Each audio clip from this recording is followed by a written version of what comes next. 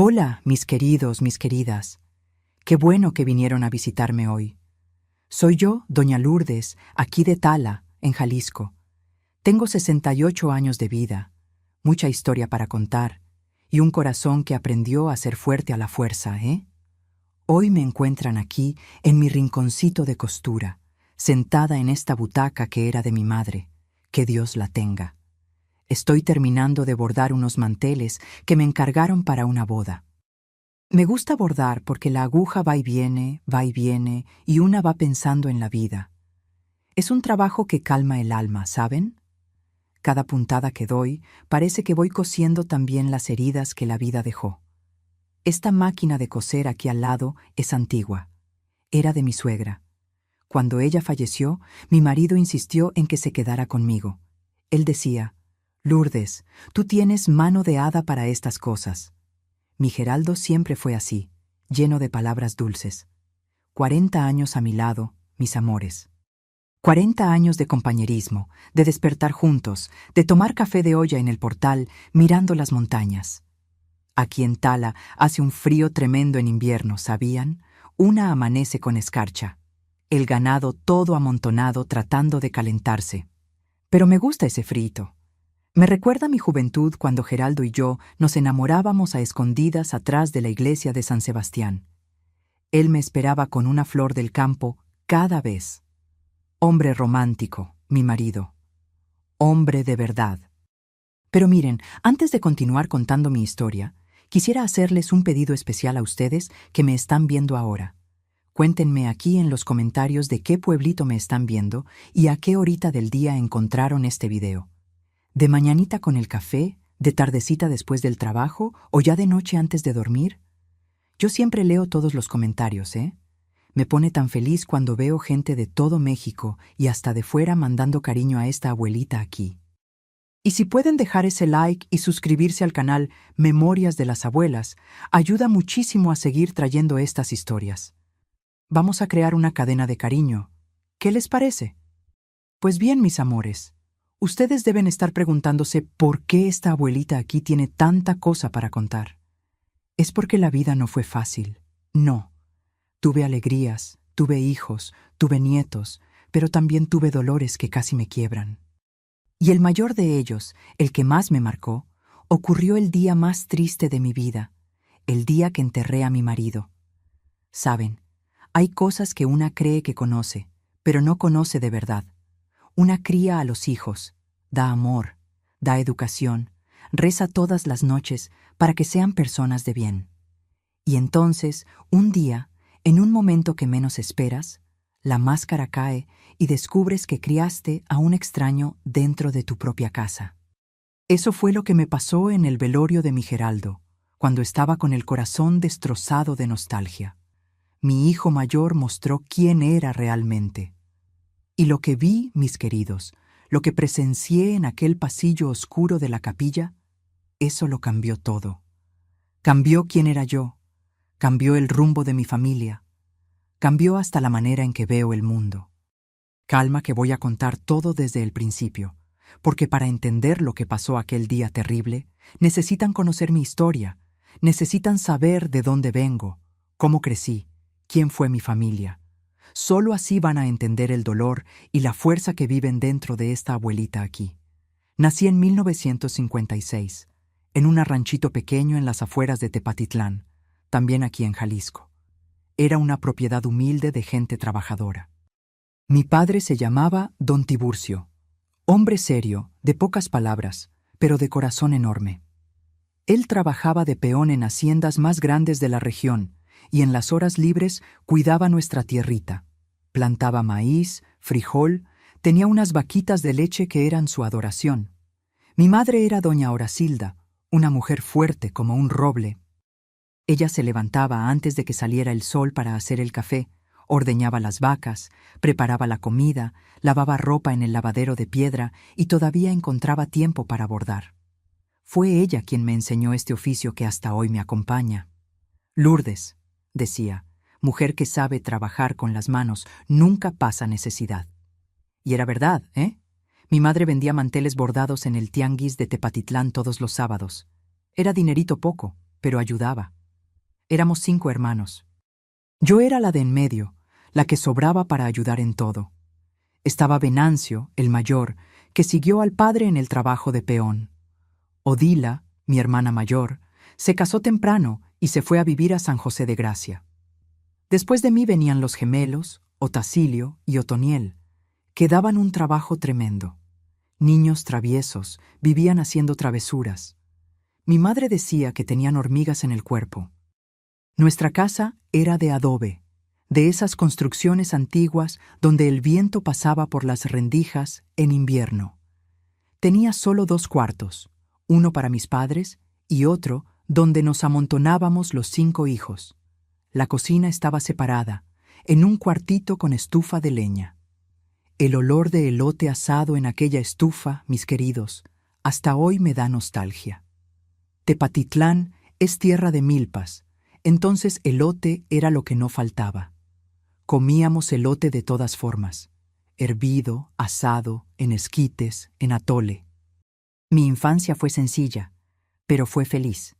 Yo jugaba en el patio con mis muñecas de elote que mi madre hacía. Inventábamos juegos con cualquier cosa. Una piedra se volvía comidita, una ramita se volvía muñeca, una hoja de col se volvía plato. No había juguetes de tienda, pero teníamos imaginación de sobra. Yo estudiaba en la escuelita rural, que quedaba como a 3 kilómetros de casa. Iba a pie, cortando camino por el campo, con los pies descalzos, porque zapatos eran solo para el domingo de misa. En invierno, cuando la escarcha pintaba el pasto de blanco, mis pies quedaban tan helados que casi no los sentía. Pero íbamos igual, porque estudiar era importante. Mi padre hacía cuestión. Él decía, yo no tuve estudios, pero ustedes sí van a tener. La maestra se llamaba doña Elvira, una mujer delgadita de chongo apretado que vivía en la misma escuela.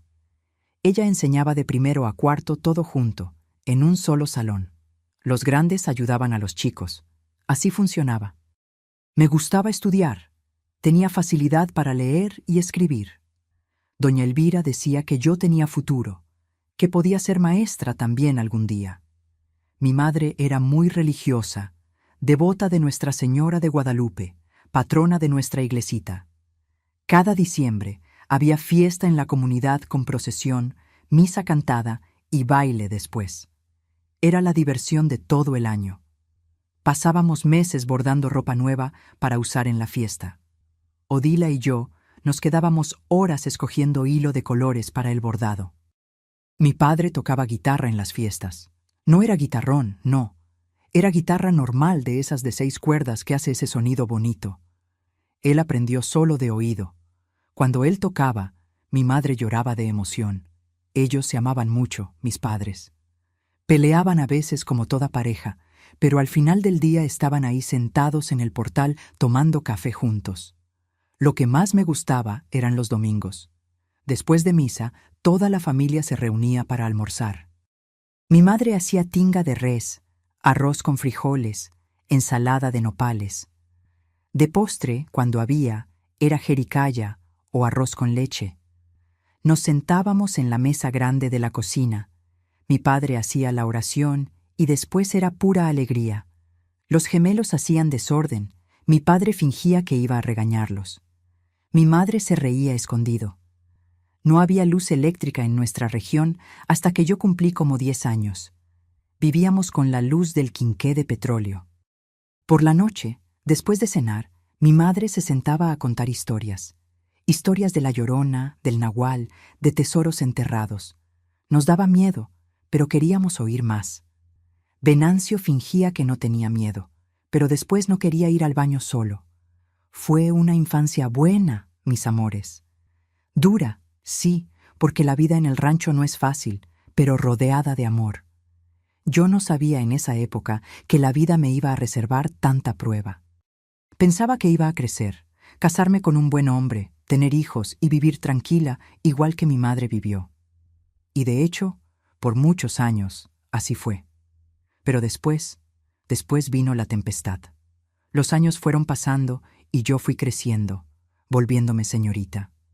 En la adolescencia seguía ayudando a mi madre en casa y estudiando lo que podía.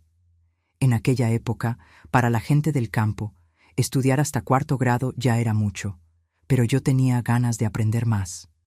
Entonces mi padre buscó la manera de mandarme a Tepatitlán, a casa de una tía, para que continuara los estudios en la secundaria. Fue un periodo bonito de mi vida. Yo vivía con mi tía Gersina, hermana de mi madre, que era viuda y no tenía hijos. Ella me trataba como hija, me enseñó a cocinar platillos más elaborados, a comportarme en el pueblo, porque Tepatitlán era chico, pero para mí que venía del rancho más adentro, parecía una ciudad enorme. En la secundaria conocí a mis mejores amigas, Neusa y Dalva. Hacíamos todo juntas, estudiábamos juntas, íbamos a misa juntas, soñábamos juntas.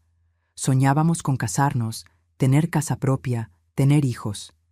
Era el sueño de toda muchacha de esa época. No pensábamos en carrera, en trabajar fuera. Pensábamos en ser buena esposa, buena madre. Fue en esa época que conocí a Geraldo. Yo tenía 17 años y él tenía 21. Él trabajaba en un aserradero en Tala. Era un muchacho serio, trabajador, guapo, alto, moreno, con unos ojos color miel que brillaban. La primera vez que lo vi fue en la fiesta de San Juan. Él vino a sacarme a bailar un son y yo casi me muero de vergüenza, pero acepté. De ese día en adelante, él no me soltó más. Todos los domingos aparecía en casa de mi tía con el sombrero en la mano pidiendo permiso para llevarme a la plaza. Mi tía lo adoraba. Decía que era un muchacho derecho de buena familia. Y lo era. El padre de él era carnicero en el pueblo. La madre era ama de casa. Gente sencilla, honesta. Noviamos 2 años completos. Él me respetó siempre. Nunca intentó nada que no debía. Era un caballero. Cuando cumplí 19 años, él fue a hablar con mi padre allá en el rancho. Pidió mi mano en matrimonio. Mi padre lloró, mi madre lloró, yo lloré, todos lloramos de alegría.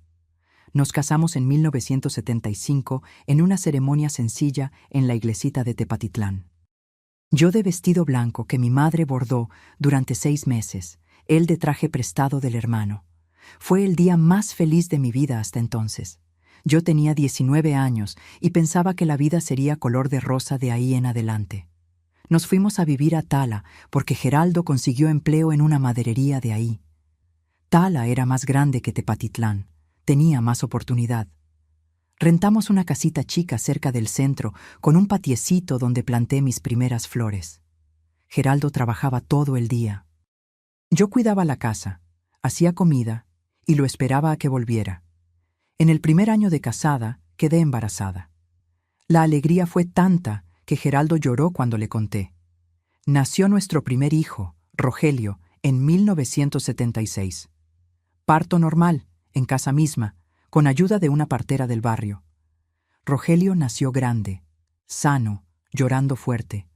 Geraldo lo agarró en brazos y dijo: «Este va a ser hombre de verdad como su papá». Yo amé a aquel niño desde el primer segundo. Lo amamanté, lo cuidé. No dormía bien para estar pendiente de él. Pero confieso, mis queridos, que desde chiquito Rogelio era diferente. Tenía un genio fuerte, una terquedad que no era normal. Lloraba de rabia cuando no conseguía lo que quería. Mordía a los otros niños, mentía con una facilidad espantosa. Cuando hacía algo malo y yo le preguntaba, me miraba a los ojos sin pestañear e inventaba una historia tan bien contada que yo casi le creía. Yo le decía a Geraldo: «Este niño necesita mano dura», y Geraldo se la daba. Solo Geraldo conseguía controlar a Rogelio. Cuando el papá hablaba recio, el niño obedecía de inmediato. Parecía que tenía un interruptor que solo el papá sabía accionar. Pero cuando éramos solo él y yo, Rogelio hacía lo que quería. Me desobedecía, me contestaba, me miraba con un desprecio que yo no entendía. A veces lo agarraba observándome de lejos, con una frialdad en la mirada que me daba escalofríos, pero yo alejaba esos pensamientos. ¿Qué madre quiere creer que su propio hijo tiene algo malo? 3 años después nació Marlene, mi hija de en medio.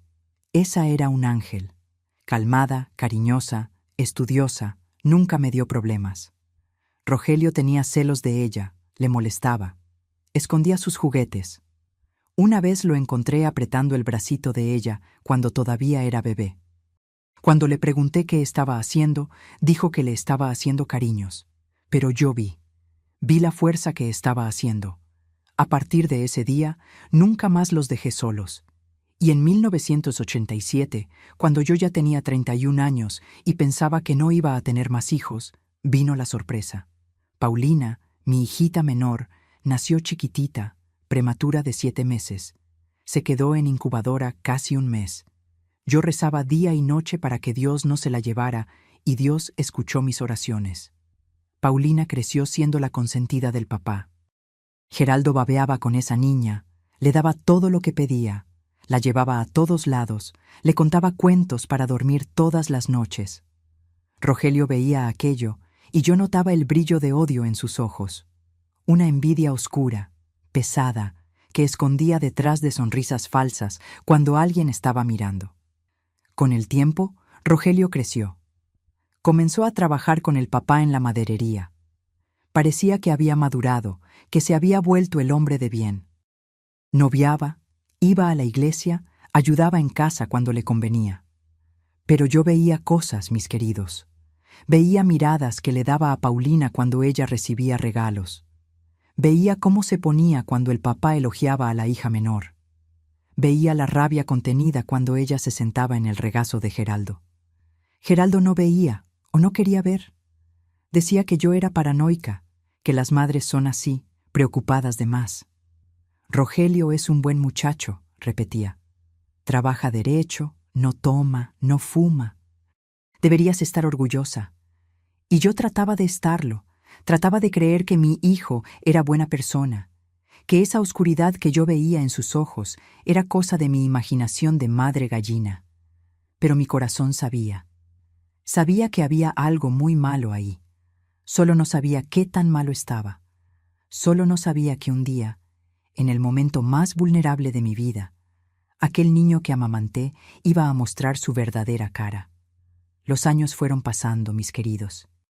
Rogelio se casó, se separó, se casó de nuevo, se separó de nuevo. Nunca conseguía quedarse con nadie. Las mujeres que pasaban por su vida salían todas con la misma mirada, de miedo, de alivio por haber escapado. Pero él siempre tenía una excusa lista. Ella estaba loca, decía. Ella me traicionaba, mentía. Ella era violenta conmigo, inventaba. Y el papá le creía, siempre le creía, porque era más fácil creer que enfrentar la verdad. Yo traté de advertir a las mujeres de él. Traté, juro que traté, pero ¿quién le cree a una suegra hablando mal del propio hijo? Ellas pensaban que eran celos, que era cosa de madre posesiva. Solo después, cuando ya estaban destruidas, venían a buscarme. Usted tenía razón, doña Lourdes, lloraban. Él es un monstruo. Pero entonces ya era tarde. Los daños ya estaban hechos. Marlene se fue a vivir a Guadalajara, se casó con un buen hombre, me dio 2 nietos lindos. Paulina creció, se graduó de maestra, era el orgullo de la familia. Vivía en Tala misma, cerquita de mí, me visitaba todos los días. Tenía 28 años. Era una mujer hecha, independiente, valiente. Heredó la fuerza del papá y la terquedad de la mamá. ¿Y Rogelio? Seguía ahí trabajando con el papá cuando le daba la gana, viviendo en una casita que Geraldo ayudó a construir en el fondo de nuestro terreno. Tenía 40 y tantos años y nada en la vida además de amargura y resentimiento. Vivía quejándose de que el papá daba más atención a las hermanas, de que la mamá quería más a las hijas, de que la vida era injusta con él, como si el mundo le debiera algo, como si todos nosotros fuéramos culpables de la infelicidad que él mismo construyó. Mi Geraldo, pobrecito, se enfermó en 2023. Cáncer en el pulmón. Él nunca fumó en su vida, pero trabajó décadas respirando polvo de aserradero, aserrín fino que entraba en los pulmones sin que uno se diera cuenta. El doctor dijo que fue eso. Enfermedad ocupacional, le llamaron. Fueron 6 meses de sufrimiento, de idas y vueltas al hospital, de quimioterapia que le chupaba las fuerzas, de radioterapia que quemaba por dentro y por fuera. Yo lo cuidé hasta el último suspiro. Le di baño, le cambié pañal, le di medicina en la boca, le agarré la mano en las noches de dolor. Vi a mi marido, aquel hombre fuerte que cargaba troncos de madera al hombro, consumirse hasta volverse sombra de lo que era. Vi sus ojos, que siempre brillaron de vida, ponerse opacos, cansados, listos para partir. Murió en una madrugada fría de junio. Le agarré la mano cuando salió el último suspiro. Sentí su cuerpo relajarse, la vida escapar como el viento por la ventana. Y una parte de mí murió junto con él, mis amores. Una parte de mí se fue con él y nunca más volvió. El dolor de perder al compañero de 48 años de matrimonio no se puede describir. Es como si te arrancaran un pedazo de ti con las manos. Es como si el piso se abriera bajo tus pies y cayeras en un hoyo sin fondo. Yo no podía comer. La comida no bajaba. No podía dormir. Cerraba los ojos y veía su rostro. No podía ni llorar bien. Las lágrimas se habían secado de tanto que ya había llorado en los meses de enfermedad. El velorio fue en la capilla de San Sebastián, aquí en Tala misma. Vino gente de todos lados a dar el pésame. Geraldo era querido en el pueblo. Todo mundo lo respetaba. Patrones, empleados, vecinos, gente. La capilla quedó llena de flores blancas, de veladoras encendidas, de gente llorando y rezando. El olor a incienso mezclado con el perfume de los lirios me daba náuseas, pero aguantaba. Tenía que aguantar. Yo casi no podía estar de pie. Mis hijas me sostenían, una de cada lado. Paulina del lado derecho, Marlene del lado izquierdo. Ellas también estaban destrozadas, pero trataban de ser fuertes por mí. Pobrecitas mis niñas. Perdieron al papá que adoraban y todavía tenían que sostener a la mamá que apenas podía respirar. Rogelio llegó de traje negro, cara de circunstancia, recibiendo pésames como si fuera el protagonista de ese velorio. Abrazaba a la gente con fuerza, lloraba unas lágrimas que escurrían derechito. En el momento exacto, en la medida exacta. Lágrimas de actor, lágrimas ensayadas. Y entre un abrazo y otro, yo lo veía mirando las cosas del papá. Mirando el reloj de pulso que estaba en el ataúd junto con el cuerpo, mirando la llave del carro que estaba en mi bolsillo, mirándome a mí con una frialdad calculadora que me helaba la sangre. Paulina estaba destrozada. Ella era muy apegada al papá. Era la niña de sus ojos desde que nació. Lloraba tanto que no podía hablar. Sollozaba de una manera que partía el corazón. En un momento determinado, ella dijo que necesitaba ir al baño, lavarse la cara, recomponerse un poco. Rogelio, muy solícito, se ofreció delante de todos. «Deja que yo la acompaño, mamá. Usted quédese aquí descansando. Yo cuido de mi hermanita». Yo encontré raro aquella amabilidad repentina. Rogelio nunca fue amable con las hermanas. Nunca ofreció ayuda para nada. Pero yo estaba tan cansada, tan destruida por el luto, tan atontada por el dolor que dejé.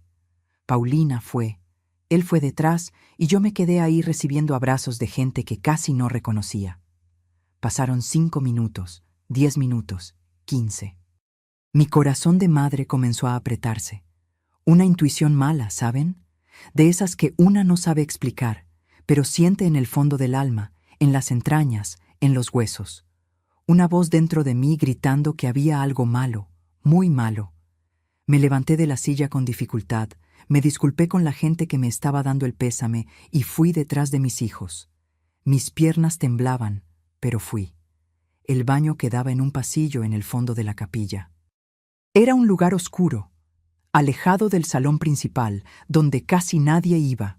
Cuando llegué cerca, oí voces. La voz de Rogelio, baja, gutural, cargada de una rabia que yo solo había oído pocas veces en la vida. Y la voz de Paulina, temblando, ahogada de miedo y de llanto contenido. Me acerqué despacio, pisando de puntitas, sin hacer ruido. La puerta del baño estaba entreabierta, una rendija de luz amarillenta escapando al pasillo oscuro. ¿Y qué vi por aquella rendija, mis queridos? Lo que vi me hizo entender todo, absolutamente todo lo que sospechaba durante 40 años. Todo lo que trataba de negar, que trataba de creer que era paranoia de mi cabeza de madre preocupada.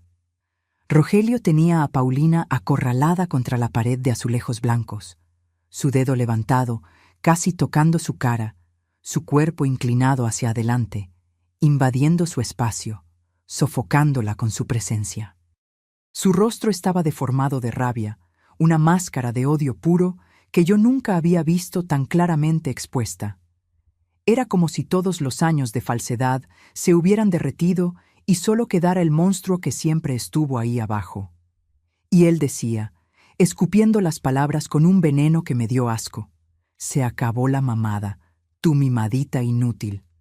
El viejo murió, ¿entendiste? Murió. Ya no hay nadie que te proteja. Ahora el que manda en esta familia soy yo. La casa es mía, el carro es mío, el dinero es mío. Todo lo que era de él ahora es mío, porque yo soy el hombre de la casa. Tú y esa otra vagabunda de Marlene no van a ver un centavo, ni un centavo siquiera. Paulina, mi hija valiente que crié para no bajar la cabeza, trató de hablar con la voz entrecortada.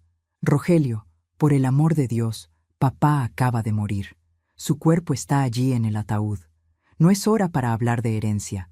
No es hora para eso. Y él se le fue encima, le agarró el brazo con tanta fuerza que los dedos se hundieron en la carne. Ella gimió de dolor, trató de soltarse, pero él era mucho más fuerte. Él la sacudió, golpeando su espalda contra los azulejos fríos de la pared. El ruido de su cuerpo golpeando la cerámica resonó en el baño vacío.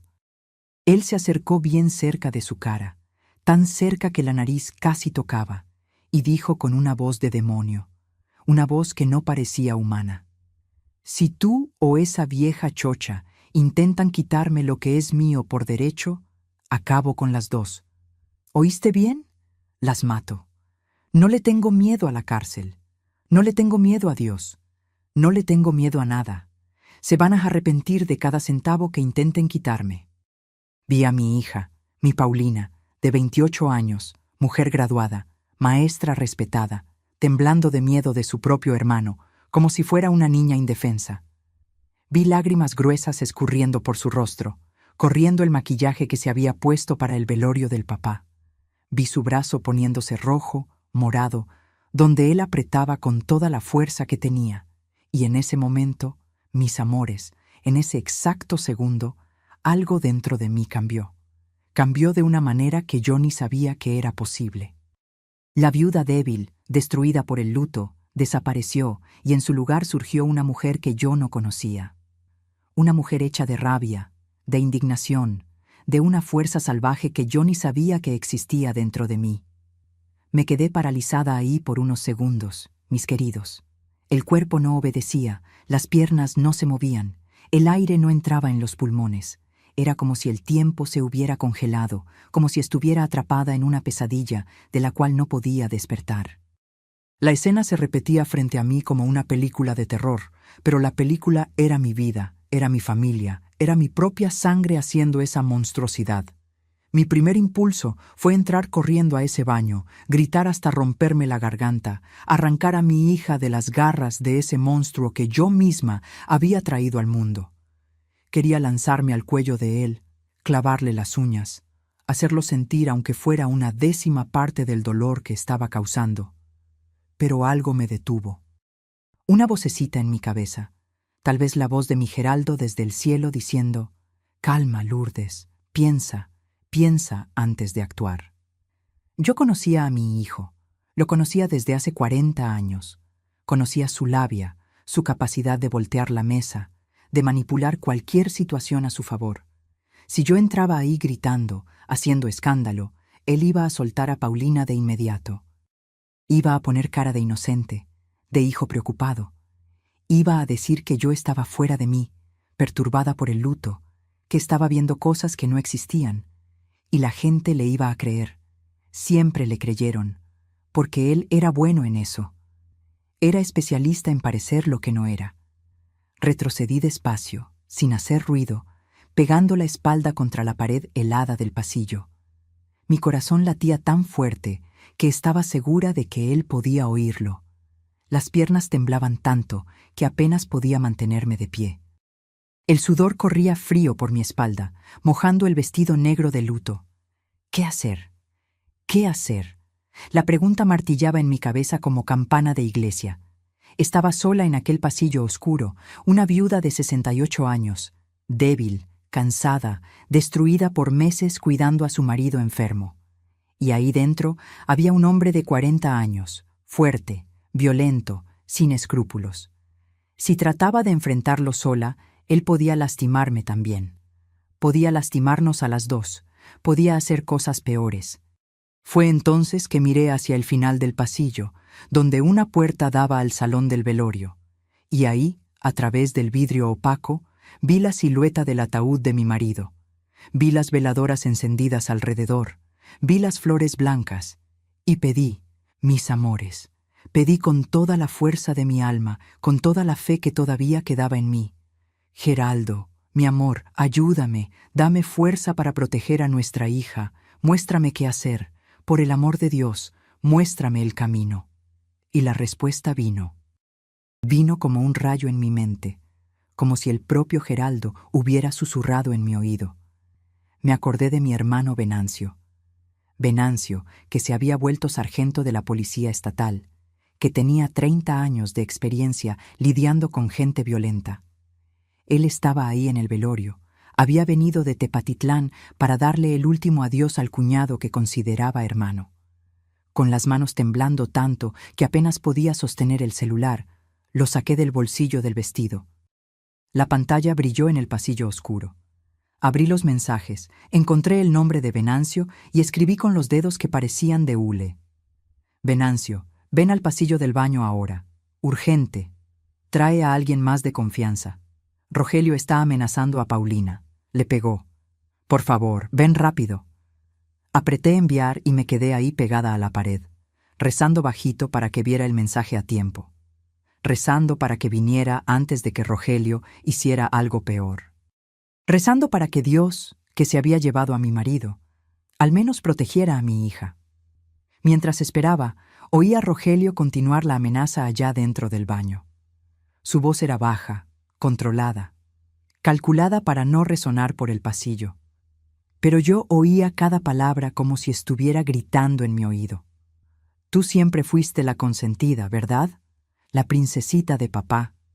Recibías todo lo que querías, vestido nuevo, juguete nuevo, atención, cariño. ¿Y yo? ¿Yo qué era? El empleado de la casa, el que tenía que trabajar desde morro para ganarse las cosas. Tú no sabes lo que es tener que compartir el amor del papá con una mocosa mimada. Oí a Paulina tratar de responder, su voz fallando. Rogelio, eso no es verdad. Papá te amaba también. Nos amaba a todos. Cállate, gritó él, y oí el ruido de otro empujón. No me interrumpas cuando estoy hablando. Tú no vales nada. Nunca valiste. Una maestrita de escuela pública que gana una miseria. ¿Crees que eres mejor que yo? ¿Crees que mereces algo? Lo único que mereces es quedarte callada y aceptar que ahora el que manda soy yo. Siguió, la voz poniéndose cada vez más venenosa. ¿Y esa vieja de ahí, la mamá, cree que no sé que siempre me odió? Siempre me miró como si fuera un problema, como si fuera una enfermedad de la que quería deshacerse. Pues ahora va a ver. Va a ver lo que pasa cuando tratas a un hijo como basura toda la vida. Paulina lloraba bajito, tratando de no llamar la atención, muriéndose de miedo de su propia sangre, y cada sollozo de ella era un cuchillo en mi corazón. Mi niña, mi hija, mi tesoro. ¿Cómo se atrevía? ¿Cómo se atrevía a hacerle esto ahí en el velorio del propio padre que apenas se había enfriado? Sentí una rabia subir dentro de mí que nunca había sentido antes en toda mi vida. Una rabia que quemaba como brasa, que consumía todo el luto, toda la tristeza, toda la debilidad. Era una rabia antigua, acumulada durante 40 años de sospechas, de miedos, de noches en vela preguntándome dónde me había equivocado para criar a un hijo así. Y ahora esa rabia tenía un rostro, tenía un nombre, tenía un objetivo. En ese momento, dejé de ser la viuda llorosa que todos veían allá en el salón. Dejé de ser la madre culpable que se preguntaba qué había hecho mal. Dejé de ser la mujer débil que pasó la vida evitando el conflicto. Me transformé en otra cosa, una leona, una guerrera, una madre dispuesta a todo para proteger a su cría, aunque costara la propia vida. Venancio apareció en el pasillo menos de 2 minutos después de mi mensaje. Gracias a Dios, tenía el celular en la mano cuando le mandé. Junto con él vino otro hombre, un compañero suyo que también era policía y estaba en el velorio por conocer a Geraldo de la época en que hacía seguridad para la maderería. Los dos vinieron callados, pisando suave, entrenados para situaciones así. Les hice seña de quedarse callados y señalé la puerta del baño con la mano temblando. Venancio asintió con la cabeza. Entendió de inmediato. No necesitó explicación. Se acercó a la puerta, pegó el oído y oyó a Rogelio todavía amenazando a Paulina ahí dentro. Oyó los sollozos ahogados de mi hija. Oyó suficiente para saber exactamente qué estaba pasando. Me miró al compañero e hizo una señal con la mano. 1, 2, 3. Abrió la puerta de golpe, con fuerza, golpeando la manija contra la pared. La luz del baño invadió el pasillo oscuro. Rogelio se llevó un susto tan grande que soltó el brazo de Paulina de inmediato, como si hubiera recibido un choque eléctrico. Dio un paso hacia atrás, casi tropezándose con su propio pie, y trató de recomponer la cara de hijo preocupado. «Hola, tío Venancio», dijo, forzando una sonrisa que no llegaba a los ojos. Estábamos solo platicando. Paulina se sintió mal. Vine a ayudarla. Pero Venancio no era tonto. 30 años de policía enseñan a reconocer mentirosos de lejos. Miró el brazo de Paulina, que ya estaba marcado de rojo vivo y comenzando a moretear donde los dedos de Rogelio habían apretado. Miró la cara de pavor de la sobrina, los ojos hinchados de llorar, la respiración acelerada de quien estaba en pánico. Miró la cara de falsedad de Rogelio, aquella sonrisa ensayada que ya no engañaba a nadie. Y dijo con aquella voz de autoridad que solo quien tiene experiencia sabe usar. «Plática, entonces. ¿Por qué mi sobrina está llorando así y con marca de mano en el brazo?» Rogelio empezó a tartamudear, la sonrisa marchitándose como flor sin agua. «No es nada de eso, tío. No es lo que parece. Ella es histérica. Solo la agarré porque se iba a caer y a desmayar de tanta emoción». En ese momento entré al baño. Yo, que me había quedado escondida en el pasillo todo ese tiempo. Yo, la madre que él creía que era débil, la viuda que él pensaba que iba a tragar todo callada, como siempre tragó. Entré y planté los pies en ese piso de azulejo, firme como nunca había sido en mi vida. Miré a Rogelio directo a los ojos, sin miedo, sin piedad, sin el menor rastro de la culpa de madre que cargué por tantos años. Y dije alto y claro, cada palabra saliendo como piedra. Se acabó, Rogelio. Vi todo, oí todo. Cada palabra que le dijiste a tu hermana, cada amenaza, cada empujón. Puedes mentirle a todo el mundo, pero a mí ya no me engañas más. Nunca más. Paulina, viendo que estaba segura, corrió a mi lado y me abrazó con fuerza. Enterró la cara en mi hombro y lloró. Lloró todo lo que estaba guardando. Los sollozos sacudiendo todo el cuerpo. Sentí su cuerpo temblando contra el mío, temblando de miedo y de alivio al mismo tiempo. Mi niña, mi hija, mi sangre. Yo iba a protegerla, aunque fuera lo último que hiciera en esta vida. Rogelio se puso blanco, blanco como cera de veladora de velorio, blanco como papel. Creo que nunca imaginó, ni en sus peores pesadillas, que yo tendría el valor de enfrentarlo así. Creo que pensaba que me iba a quedar callada, como siempre me quedé toda la vida, que le iba a tener miedo como siempre tuve en el fondo, que iba a tragar aquello y fingir que no había visto nada para mantener la paz de la familia, para no hacer escándalo. Pero ese día, mis queridos, el miedo murió. Murió y fue enterrado junto con la mujer débil que yo era antes. La mujer que evitaba conflictos, la mujer que hacía vista gorda, la mujer que rezaba para que Dios arreglara lo que ella no tenía valor de enfrentar. Esa mujer murió ahí en ese baño de capilla y nació otra en su lugar. Venancio agarró a Rogelio del brazo con firmeza profesional y dijo, sin levantar la voz, pero con una autoridad que no dejaba espacio para discusión: «Vamos a resolver esto allá afuera, delante de todos, para que todos vean y no haya pláticas después». Rogelio trató de resistirse, trató de soltarse. «Están locos. Esto es abuso de autoridad. Yo no hice nada. Es mi palabra contra la de estas dos histéricas». Pero el otro policía, el compañero de mi hermano, ya tenía la mano en las esposas y dijo con la voz calmada de quien ya vio mucho en la vida: «Amenaza de muerte y lesiones corporales. Oí claramente que amenazaste a tu hermana de muerte ahí dentro. Tu mamá es testigo. Tu hermana es víctima. ¿Quieres hacer escándalo?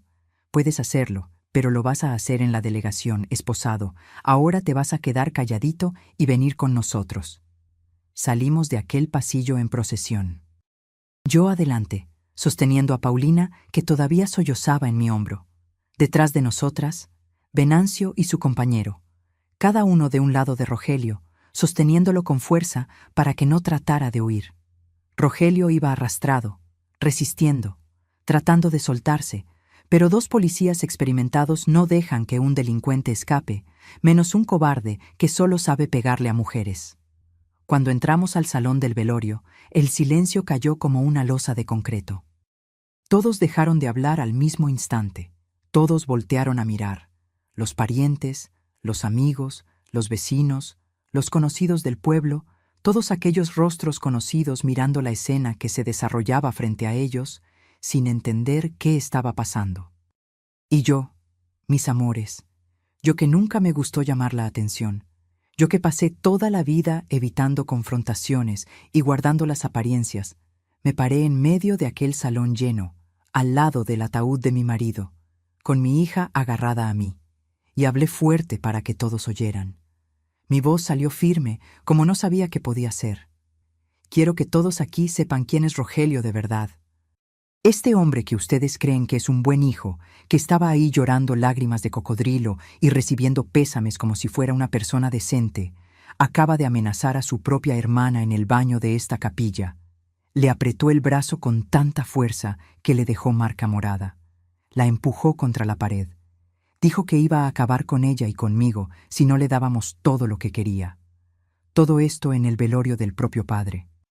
Mientras el cuerpo de mi marido, de su padre, está allí todavía caliente, esperando ser enterrado. El silencio que se hizo en aquel salón, mis queridos, no se lo pueden imaginar. Era un silencio tan pesado que se podía oír las veladoras quemándose. Se podía oír el viento allá afuera. Se podía oír los corazones de la gente latiendo de shock. La gente se miraba sin creer lo que estaban oyendo. Algunos se llevaban la mano a la boca, otros movían la cabeza en negación. Rogelio trató de decir algo, trató de defenderse, pero Venancio le apretó el brazo con más fuerza y le ordenó bajo pero firme: «Quédate callado». Yo seguí, mi voz ganando fuerza con cada palabra. Yo pasé 40 años sospechando que había algo malo con este niño, 40 años viendo cosas que no cuadraban, comportamientos extraños, frialdad donde debía haber amor. 40 años tratando de convencerme de que era cosa de mi cabeza, que era paranoia de madre. Su padre, que Dios lo tenga en su gloria, siempre lo defendió, siempre pensó que era exageración mía, preocupación tonta. Pero hoy, el día que estoy enterrando a mi compañero de casi 50 años, finalmente vi la verdad desnuda y cruda. Y no me voy a quedar callada más, nunca más. Paulina tomó valor, sacó la cara de mi hombro, se limpió las lágrimas con el dorso de la mano y habló también. Su voz estaba entrecortada, temblorosa, pero firme. Una firmeza que me llenó de orgullo. Él dijo que me iba a matar. Esas fueron sus palabras. Dijo que me iba a matar si intentaba recibir cualquier cosa de la herencia de papá. Dijo que ahora que papá murió, él es el que manda en la familia. Me sacudió contra la pared del baño. Me apretó con tanta fuerza que pueden ver la marca. Levantó la manga de la blusa y mostró el brazo a todos. Los dedos de Rogelio estaban dibujados en su piel en rojo y morado. 5 marcas claras como una firma de monstruo. Una de las tías de Rogelio, hermana de Geraldo, que había venido de Lagos de Moreno para el velorio, comenzó a llorar fuerte. Dios mío del cielo, ¿cómo es posible? En el velorio del propio padre. ¿Qué criatura es esa? Y fue ahí que las máscaras cayeron definitivamente. Porque cuando la gente comenzó a mirar a Rogelio con asco, con horror, con indignación, él perdió el control que siempre mantuvo tan bien delante de los demás. La fachada de buen hijo, de hombre respetable, se desmoronó como casa de naipes en el viento. Empezó a gritar, la cara retorcida de rabia, escupitajo volando de la boca. Todos son unos idiotas, unos imbéciles, creyéndole a esta vieja loca y a esta vagabunda mentirosa. La casa es mía, el dinero es mío, todo es mío. Yo soy el hijo hombre. Yo trabajé toda la vida para ese viejo. Yo tengo derecho. El viejo murió y se llevó la protección de ustedes con él. Ahora van a ver. Venancio no necesitó nada más.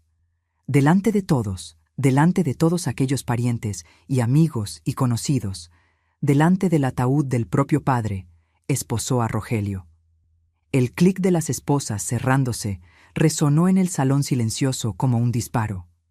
«Estás detenido por amenaza de muerte y lesiones corporales», dijo mi hermano con la voz oficial. «Tienes derecho a permanecer callado. Todo lo que digas puede y será usado en tu contra». Rogelio se debatía como animal atrapado en trampa. Insultaba a todos, escupía de rabia, gritaba improperios que no voy a repetir aquí. Gritaba que iba a demandar a todos, que la familia se iba a arrepentir, que él iba a volver para vengarse de cada uno que estaba ahí. Las venas del cuello le saltaban, la cara estaba roja de furia. Era la cara del monstruo, finalmente expuesta para que todos la vieran. Los parientes miraban horrorizados, algunas mujeres lloraban del susto. Niños se escondían detrás de las madres, con miedo de aquel hombre que gritaba y se debatía. Una de las exmujeres de Rogelio, la última que estaba engañando, que había venido al velorio pensando que iba a impresionar a la familia, salió corriendo de la capilla sin mirar atrás, probablemente entendiendo en ese momento de qué se había salvado. Mientras los policías arrastraban a mi hijo fuera de la capilla, pasando por el pasillo entre las sillas llenas de gente choqueada, me acerqué a él. Llegué bien cerca, tan cerca que podía sentir el olor a sudor de rabia, y dije bien bajo, solo para que él oyera, cada palabra pronunciada con una calma que no sabía que tenía. «Ya no tienes familia, Rogelio. A partir de hoy no tienes madre, no tienes hermanas, no tienes casa. El testamento de tu padre lo deja todo a mi nombre. Tengo el derecho legal de decidir para quién va cada centavo, cada mueble, cada pedazo de tierra. Y tú no vas a recibir nada, absolutamente nada. Tú moriste para mí hoy, hijo mío. Moriste junto con tu padre. La diferencia es que tu padre murió en paz, rodeado de amor, y tú vas a morir solo, rodeado del odio que tú mismo sembraste». Me insultó. Me llamó nombres que no repito. Escupió en mi dirección, pero el escupitajo no me alcanzó. Los policías lo arrastraron puerta afuera, lo metieron en la patrulla que alguien ya había llamado y se lo llevaron. El entierro de Geraldo sucedió 1 hora después, ya sin Rogelio. Fue un entierro triste, como todo entierro es, pero también fue un entierro de liberación del miedo que siempre tuve de mi propio hijo. Aquel miedo que no admitía ni para mí misma. Liberación de la culpa que cargaba por haber criado a un monstruo, como si la culpa fuera mía del mal que existía dentro de él. Liberación de la ilusión que alimenté por 40 años de que él algún día iba a cambiar.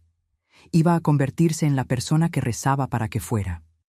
Cuando echaron la última pala de tierra en el ataúd de Geraldo, cuando la sepultura se cerró para siempre sobre el hombre que amé toda la vida, miré al cielo gris de invierno jalisciense y dije bajito, solo para que él oyera allá donde estaba: «Descansa en paz, mi amor.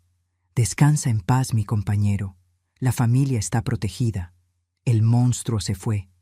Hice lo que tú no pudiste hacer. Protegí a nuestras niñas. Y allá del cielo, juro que sentí que me abrazaba. Hoy, mis queridos, ya hace más de un año que mi Geraldo partió. El dolor de la nostalgia todavía está aquí. No les voy a mentir, siempre va a estar. 48 años al lado de una persona no se borran así, no se olvidan así. Cada mañana, cuando despierto en esa cama que parece demasiado grande ahora, todavía miro al lado esperando verlo ahí durmiendo.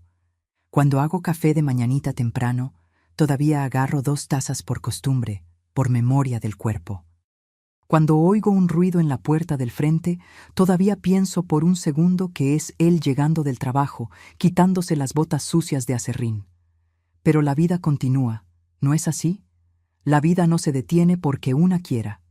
Y aprendí en todos estos meses de viudez que seguir viviendo, seguir de pie, seguir sonriendo cuando se puede, es el mejor homenaje que puedo hacerle a su memoria.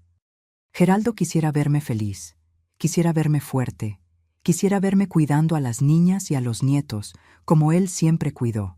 Aquí en Tala, donde vivo desde que me casé jovencita y de donde nunca más salí, armé un grupito de costura en mi casa. Todos los sábados por la tarde, cuando el sol empieza a bajar y el fresquito de la sierra empieza a entrar, unas 6 o 7 vecinas vienen aquí a bordar conmigo.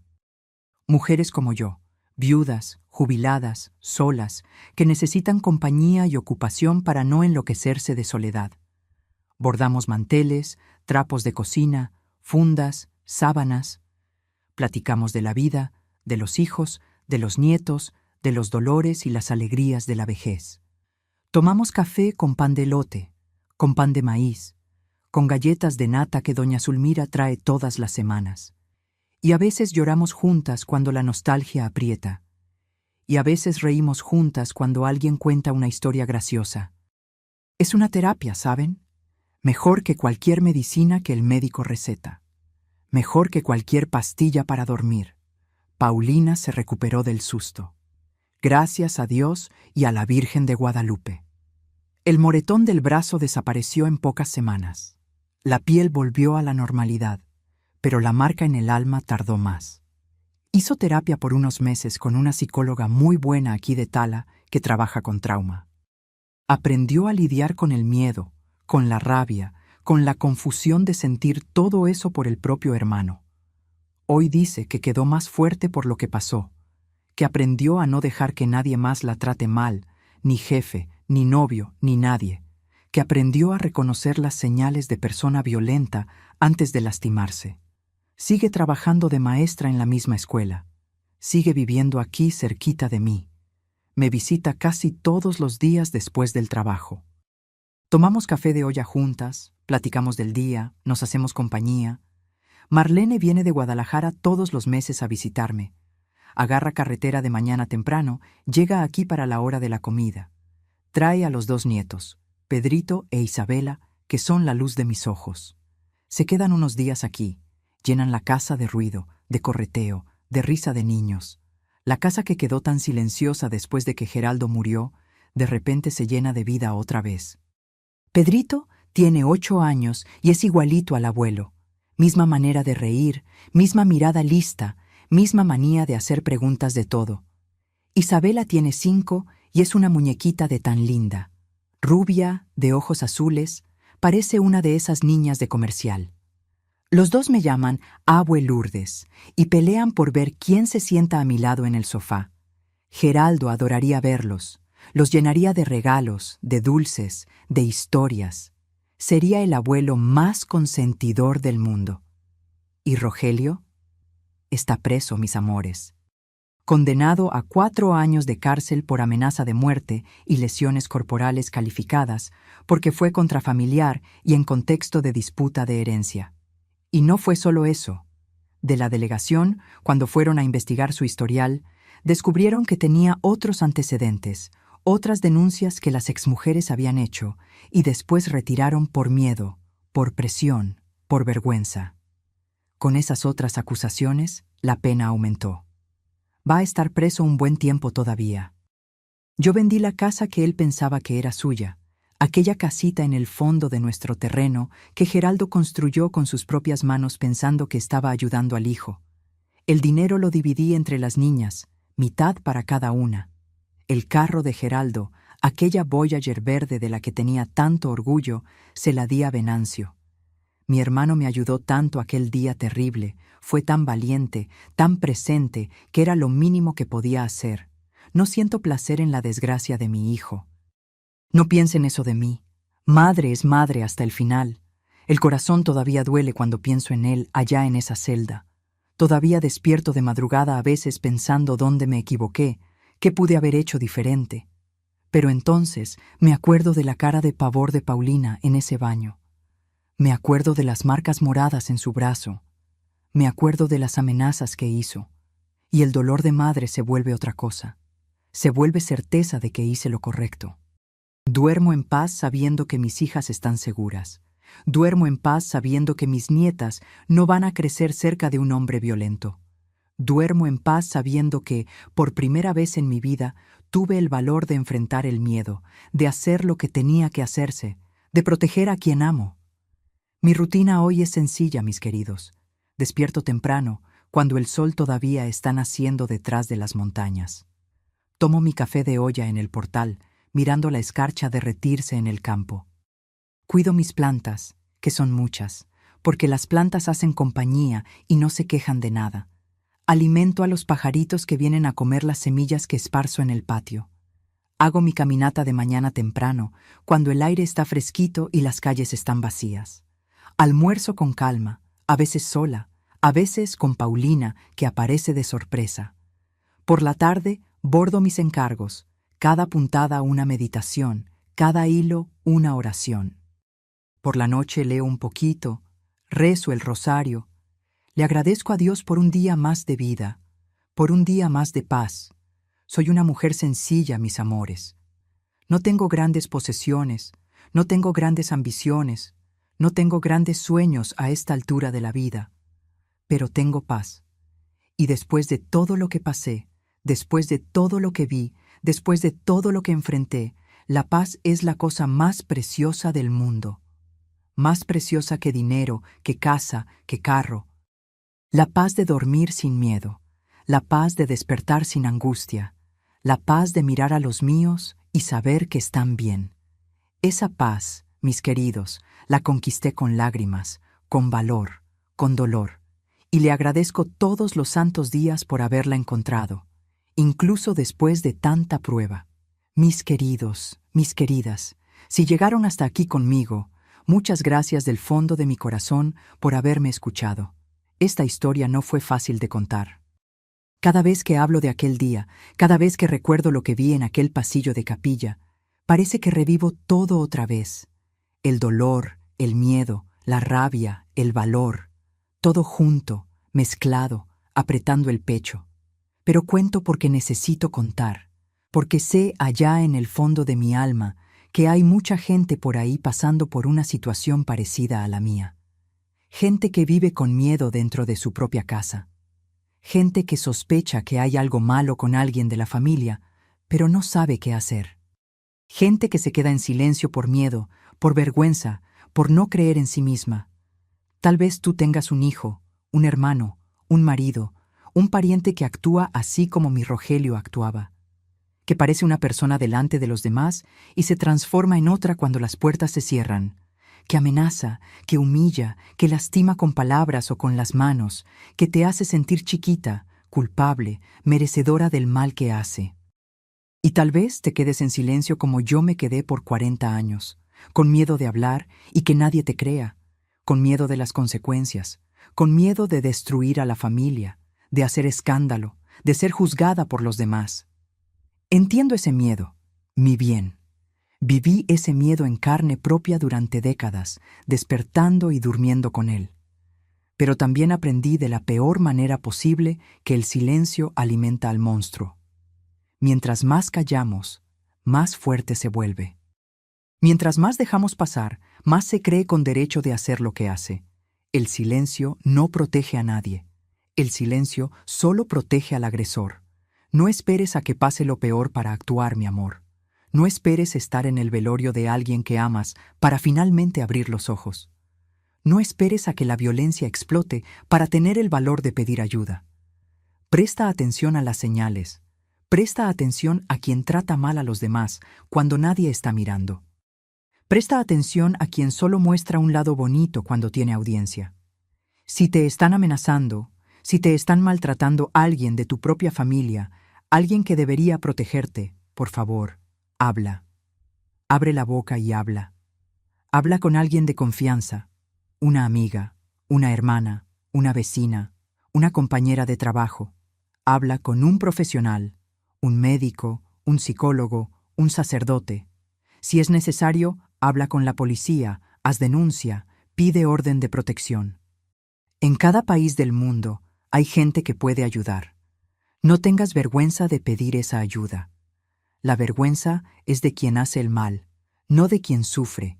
Y para quien está oyendo esto y conoce a alguien pasando por esta situación, no finjas que no viste.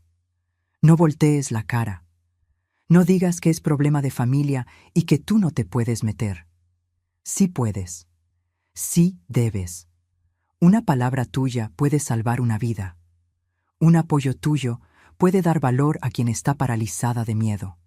Sé la persona que yo tuve aquel día, mi hermano Venancio, que vino cuando llamé, que no tuvo miedo de involucrarse, que me ayudó a hacer lo correcto.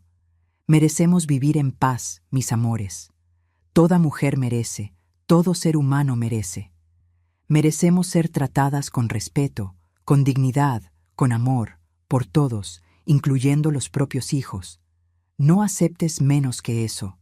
No normalices lo que no es normal. No dejes que la familia sea usada como excusa para la violencia. Y ahora, mis queridos, quiero pedirles algo especial a ustedes que se quedaron conmigo hasta el final.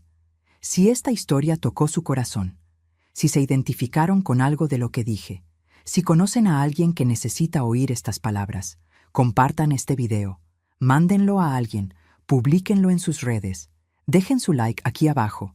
Eso ayuda a que el video llegue a más gente.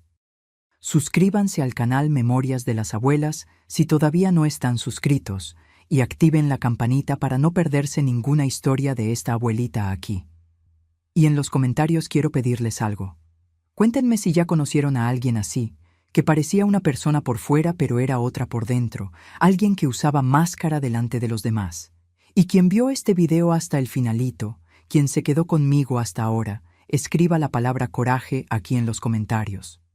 Solo esa palabra para que yo sepa que están conmigo en esta misión de darle voz a quien necesita ser escuchada. Háganlo ahora, mi bien. No esperen ni un minuto más. Cada like, cada compartida, cada suscripción ayuda a llevar este mensaje más lejos. Ayuda a alcanzar a aquella mujer que está sola en su casa ahora, con miedo, sin saber qué hacer, pensando que no hay salida. Vamos juntos, como una gran familia de valor, a esparcir esta cadena de fuerza y esperanza. Esta historia que conté no es entretenimiento, mis queridos. No es novela, no es ficción, no es drama para pasar el tiempo. Es una alerta, es un llamado, es una mano extendida para quien necesita. Si una sola persona reconoce las señales de violencia por mi relato, si una sola persona tiene el valor de hablar por mi historia, si una sola persona se salva porque escuchó a esta abuelita aquí, ya valió cada lágrima que derramé contando todo esto. Transformé mi dolor en propósito. Transformé el peor día de mi vida en lección. Transformé el miedo en valor, el silencio en voz, la debilidad en fuerza. Y si yo pude, ustedes también pueden. Cualquiera de ustedes puede. Basta dar el primer paso. Basta abrir la boca. Basta pedir ayuda. La dignidad y el respeto son valores que no tienen frontera, no tienen idioma, no tienen cultura. No importa dónde estén en el mundo, no importa de dónde vengan. Nadie merece ser maltratado. Nadie merece vivir con miedo. Nadie merece aceptar la violencia como si fuera normal. Extiende tu mano. Sé parte de la solución. Sé el cambio que quieres ver en el mundo. Que Dios bendiga a cada uno de ustedes que me están oyendo. Que la Virgen de Guadalupe los cubra con su manto de protección. Quédense con Él. Quédense en paz. Quédense con valor. Un beso de esta abuelita aquí de Tala con todo el cariño de mi corazón.